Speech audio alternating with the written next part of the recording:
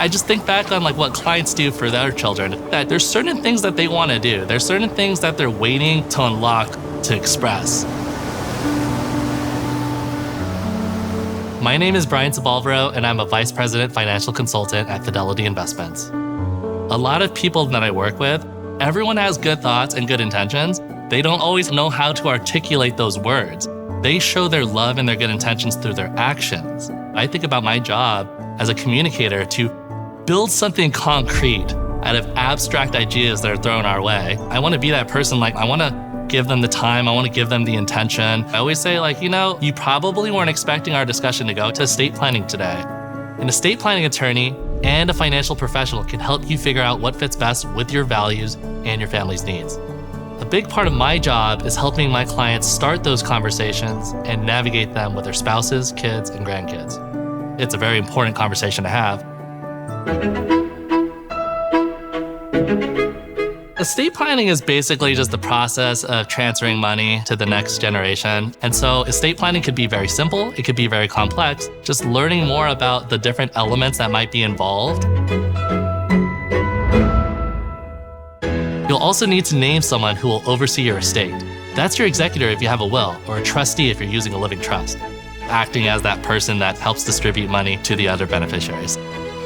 Assigning people that you love, people that you trust, to kind of make sure everything goes smoothly.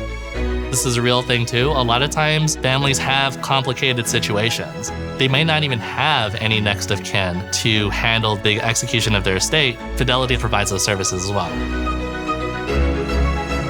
When you think about how these estate conversations are connected, it's always a matter of looking at how much taxes will the parents be subject to versus the impact on the kids. How much taxes are you potentially subject to now if we just stay the course? What might your kids be subject to at the end of your retirement if they were just to accept everything as is? I find that a lot of times people, they get so used to doing things a certain way.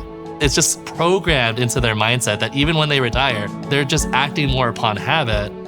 But it just goes back to, let's understand who this is for. If your loved one receives something during your lifetime versus after, that's part of the beginning steps of an estate planning conversation. When I think about the gifts that I've received in my life, the piano that I have at home, I inherited that from my grandma. She's always told me growing up that this is going to go to the grandchildren.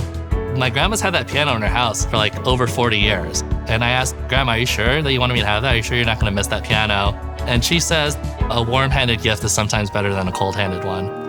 I could show her that I'm putting that piano to good use and taking really good care of it. I really appreciate that because then she could see me enjoy that piano. So the reality is that there really isn't any kind of magic formula that, there's 10 different types of clients and that there's 10 different solutions. The important part is that a client understands that they're feeling heard, they're feeling understood.